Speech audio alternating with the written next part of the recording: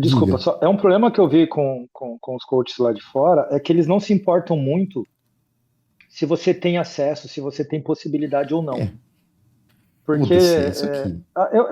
eu acho que talvez porque eu tentei trazer isso para o Brasil, e a realidade do Brasil é diferente da realidade de lá.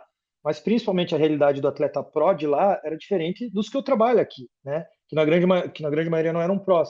Então eu tô vendo o protocolo de pró, que vive como pró, que tem um CT ou que tem uma academia fechada para eles, que só dorme, come, etc. Mas tentando aprender e jogar isso aqui para bodybuilding amador, né? Para bodybuilder amador aqui no Brasil. Aí ficava muito difícil. Então, o nível que eles trabalham é acima do que talvez o nível da maioria dos atletas que eu cuido. E aí a gente tem que ir adaptando, né? E que você consegue adaptar fácil, você, com toda essa experiência, acho que já não tem tanto problema, né? Você pegar isso aqui vai A- funcionar, isso não vai, ou ainda tem um pouco de teste. Então, eu não adapto o que eles pregam. O que eu busquei fazer foi, como eu disse, enxergar pelo ponto de vista deles e achar aquilo que eu considero mais interessante para mim, mas também Sim. ter mais soluções, né? Porque às vezes, por exemplo, o atleta não está mais secando, o que que a gente geralmente faz? Faz um carbo alto, faz uma recarga. E na minha cabeça era sempre isso. Mas aprendendo com os outros coaches, nas outras mentorias, eu vi que tem outras formas de se trabalhar, tem outras formas de se enxergar isso. Às vezes o problema, talvez, não é um carb-up, talvez não é o carbo, é a caloria maior. Ou às vezes o problema é simplesmente eu tirar 2, 3 dias de folga. Às vezes o problema é que tem recurso demais e está desgastando e prejudicando a qualidade de sono, entende? Então você vai Hum. achando mais soluções, enxergando por outros pontos de vista. Independente do método que cada um prega, eu aprendi vários e dentro desses vários eu consegui ter mais soluções. Não, isso é interessante. Você acaba aprendendo e pegando muito da experiência do cara em alguns casos específicos, não necessariamente um protocolo de treino, né? Cara, isso é Eu interessante. vou dar um Diga. exemplo que eu não acharia a solução, né? Eu vi um atleta que a vida inteira o cara comeu ovo pra caramba. Todo bodybuilder come ovo de manhã, tranquilamente. Ó, o cara comia lá cinco, sei lá, 5 ovos inteiros e 10 claras, por exemplo. Não lembro exatamente a quantidade. Era uma quantidade média para um pesado, para um freak. E chegou um momento que o cara simplesmente não aguentava mais comer o dia inteiro. Na minha cabeça, dentro da minha experiência na época, se ele não aguenta mais comer, é um dos sinais de platô no sentido de que tem uma sobrecarga e não vale mais a pena continuar o booking, por mais que o cara não tivesse gordo nem nada do gênero. Aí o Spin, foi com o Spin, Francisco Spin, ele fez umas perguntas e falou: então faz o seguinte, corta o ovo e coloca tal carne. Falei, cara, ele não tá aguentando comer o dia inteiro. Não é tirar o ovo que vai resolver, pode resolver a primeira refeição e o restante do dia. Cara, não deu uma semana, o cara falou: tô zerado, só com o pau, vamos continuar o booking. Falei, como assim? Eu fui conversar com ele falou que tem pessoas que tendem a criar uma certa intolerância alimentar quando você mantém o mesmo tipo de alimento durante muito tempo, e o ovo é um que tem essa possibilidade. Não é tão comum, mas acontece. Ele falou, então, na situação, no caso dele em particular, era meio óbvio que provavelmente o maior problema dele era o ovo. Tirei o ovo, troquei ali, só inverti os macros, tinha carne vermelha lá, etc., e resolveu. Cara, ele nunca ia passar na minha cabeça. Se fosse comigo, eu encerrava o booking. Ah, E aí aí, isso me fez começar a estudar mais nutrição. Não nutrição a nível de bodybuilding, nutrição a nível de alimento. Para entender que realmente tem vezes que às vezes eu só preciso trocar o alimento, que às vezes tem alimento que tem uma digestibilidade, uma aceitabilidade pior, ou que tem uma capacidade de saciedade maior, e por aí vai, e aí a gente vai evoluindo num contexto, né? No geral. e com a Então sua o spin é muito experiência. técnico, muito inteligente. Não, então, mas é o tipo de coisinha que realmente, né? Você vai, às vezes, pagar uma mentoria e esse tipo de informação picada que faz valer a pena e te abre um leque. Na sua É. experiência, é mais comum, você deve ter visto a partir daí, tá mais atento com isso, é mais comum ter essa intolerância ao alimento que é criada por comer muito com proteínas ou carboidratos? Proteína. E De tem alimento uma. limpo, proteína. Tá. E tem uma que é mais específica, é o ovo, que é um negócio que, que O gera ovo. mais complicação? Disparado é o ovo, e em segundo lugar, pelo que eu acompanho, não é por essa intolerância. É pela sobrecarga digestiva, que daí seria a carne vermelha.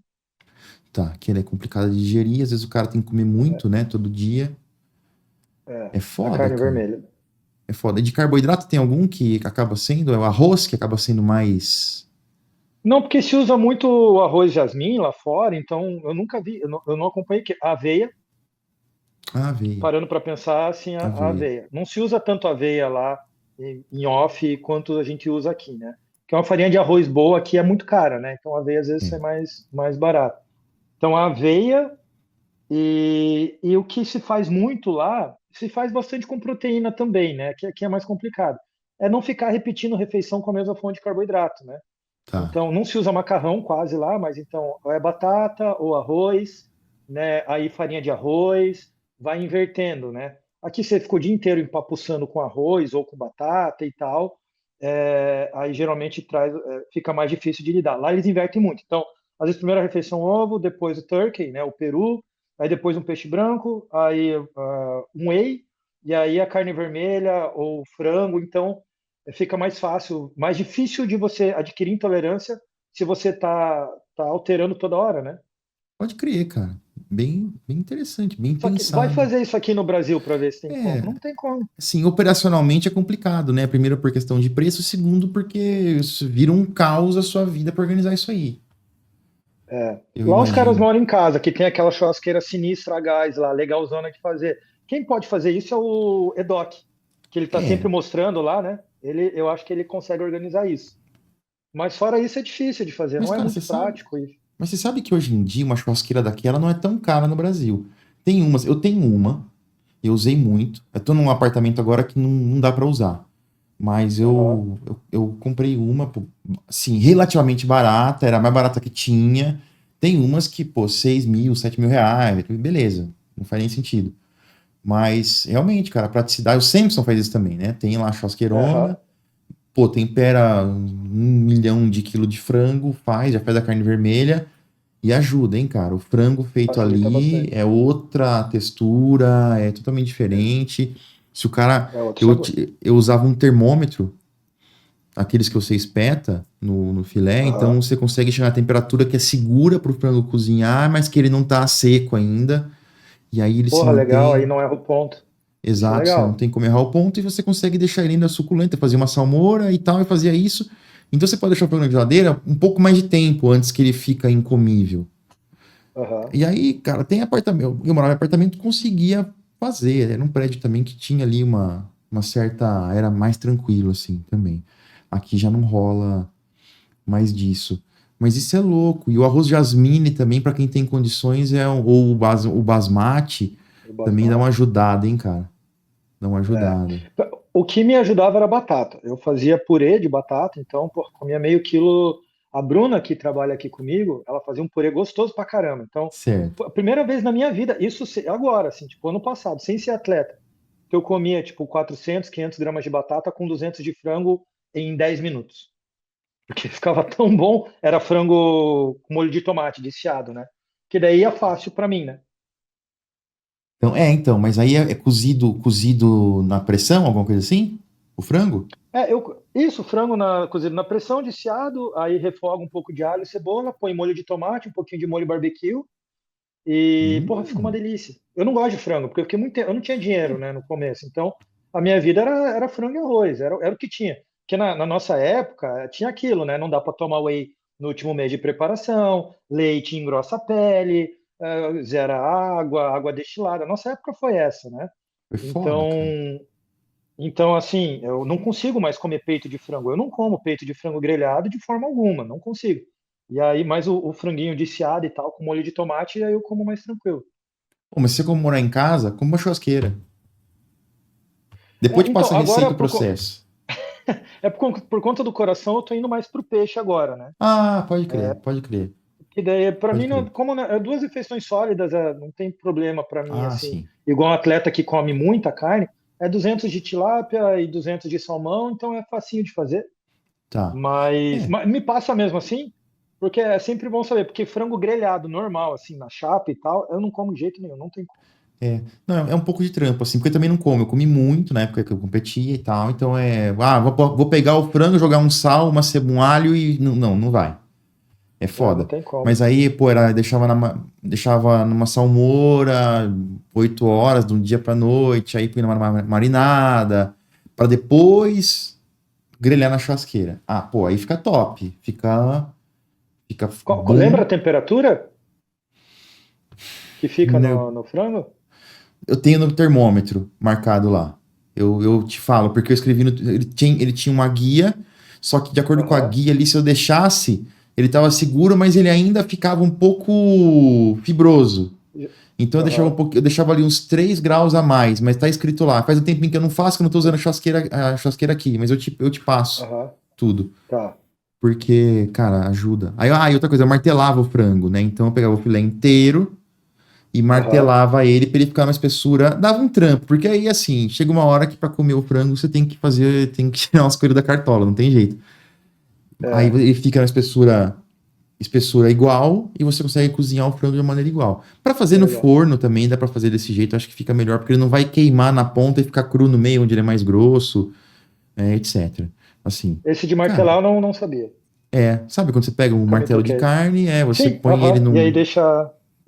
Pegava um saquinho de freezer, põe, martela até ele ficar numa espessura idêntica, ele vai espalhar. Dá pra fazer também, pra quem faz na frigideira, também dá pra fazer isso aí, tá, gente? Você, pô, deixa Sim, ali numa salmourinha. É que agora, enfim, eu tô comendo mais patinho, moído, eu carne não tô vermelha é indo. melhor, né? Vai muito mais fácil. Carne vermelha vai muito mais Cara, fácil. vai muito mais fácil. Só que eu também, assim, como eu não tô mais comendo como eu comia, 1 quilo de carne por dia, etc. Tá beleza comer carne vermelha, mas se eu aumento um pouco a quantidade, já percebo que a digestão já não é a Sim. mesma. Quando você come um peixe é muito diferente, um frango já é muito diferente. É foda, cara. É foda. A idade vai chegando, não tem. E Tá com quantos anos? 45, cara. 45. 45, 45. 30 de treino, entendeu? Então Caraca, comi. 30. Na época até 2018 era 6 refeições por dia, uma quantidade de proteína mais alta e tudo. Então, não. Hoje eu tô de relax, Você tô de boa. você tentou voltar em algum momento? Não como era antes, mas assim, um pouco mais regrado ou não? Tô voltando mais regrado agora, na pandemia, porque foi assim, cara, eu treinei muito sério, pô, eu comecei com 15 anos, 58 quilos, magrelo pra caramba, 1,80 m. Pra você ter ideia, mano, eu tomava banho com a perna aberta pra não cair no ralo, cara. De tão magro que eu era. Era bizarro. Era foda. E então, assim, sempre. E natural, eu não tinha intenção e interesse de usar ergogênico e tal. Então, enfim, a dieta acabava sendo muito importante.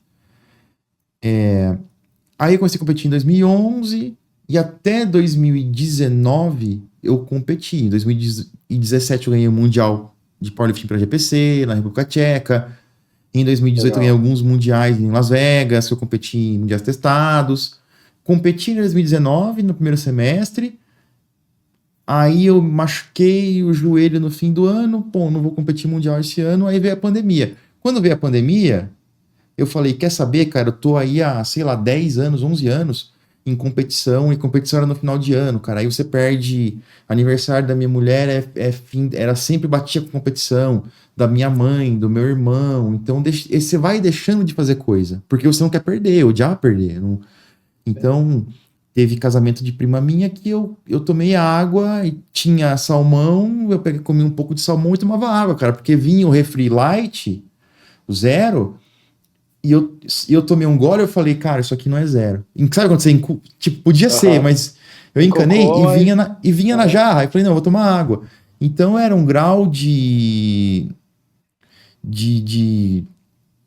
era praticamente. Era assim, era bizarro. Então chegou a pandemia, eu falei, agora eu vou relaxar, eu vou me permitir, eu vou ficar assim, já não posso treinar mesmo, eu vou comer. E aí eu parei de treinar, e aí começou a vir dor, e as lesões que tinha, porque, pô, treina, tem uma lesão, tem outra, e treina em cima de lesão, e foda-se, vai. E aí começou a aparecer, tipo, engordei pra caramba, tô gordo. Então, assim, desde então eu tô num vai e volta. Tá? Ano passado eu falei, vou voltar sério, eu voltei sério, comecei a recuperar, comer direitinho, emagreci pra caramba, vai ter o Mundial de Power no Brasil. Eu falei, talvez eu vá competir, que eu sou Master 2, quem sabe? Mas aí meu cotovelo falou, não vai não, meu joelho falou, não vai não. E eu tô agora voltando de leve, cara. Tô fazendo um protocolo do Justin King, devo fazer alguma coisa com ele aí, acho que no segundo semestre, que é o cara que treinou o Sebum, tá ligado? Aham, Que aham. conseguiu reabilitar, que tem um método de treino também bem interessante nesse sentido, de estruturação funcional, de ajustar algumas coisas. Pô, cara, tô gostando bastante. Assim, uma coisa que sempre mexeu muito o Pô, saco era o legal. ombro e cotovelo. Em algumas semanas tá zerando de um jeito que eu não imaginava. Assim. Então, vamos ver. Caramba, sem manipulação, só ajustando o treino e tal. É, assim, eu tenho um osteopata que eu Tem um. visito, tal, libero, mas tinha desbalanços musculares que eu nem sabia, nem, quer dizer, imaginava, mas pô, não sabia que era uma diferença tão bizarra. E ajustando isso tá fazendo com que tudo se encaixe. Então vamos Pô, ver, não vou legal, cara. prometer nada, nem prometo, mas assim, tô comendo melhor e tudo, vamos ver o que acontece aí pra esse ano. Porque é foda, cara, eu sinto falta de estar bem também, entendeu? Mas ao mesmo tempo eu não tenho mais aquela coisa de, pô, tô com dor no tendão, mas vou meter o pau mesmo assim, porque eu não vou perder treino, sabe? Ou vou Uhum. adaptar. Hoje eu seguro mais. Pô, tá foda, tá ruim, quando o joelho amanheceu ruim e tal. Vou segurar hoje, vou descansar, amanhã eu treino. Tô mais nessa, cara. Tô mais nessa, não tô mais É, nessa tem que cuidar, pegada. né, pra envelhecer bem, senão vai ficar cheio de dor e de É, então. limitação e tal, né? Aí É, daí a eu já tô pouco. cheio de dor, cara. Então. Porque é aquilo lá, quando eu competia. Porque quando você compete, você vai tendo dores que você não percebe que tem. Porque vai fazendo parte do seu dia a dia. Então você começa a conviver e tá, mas tá tudo certo, tá beleza. Então eu fui percebendo, cara, vou ajoelhar, vou abaixar para pegar um negócio na prateleira mais baixa do mercado. Putz, meu joelho não conseguia ficar 5 segundos. Então eu fui reestruturando tudo isso. Hoje, eu, sim, tô bem melhor, cara. Nossa, absurdamente. Mas voltar, acho que pra competir, a galera fala, faz um projeto, sobe, compete de novo no bodybuilding. Nem a pau, cara. Nem a pau, tô de boa. Depois que sai é difícil voltar.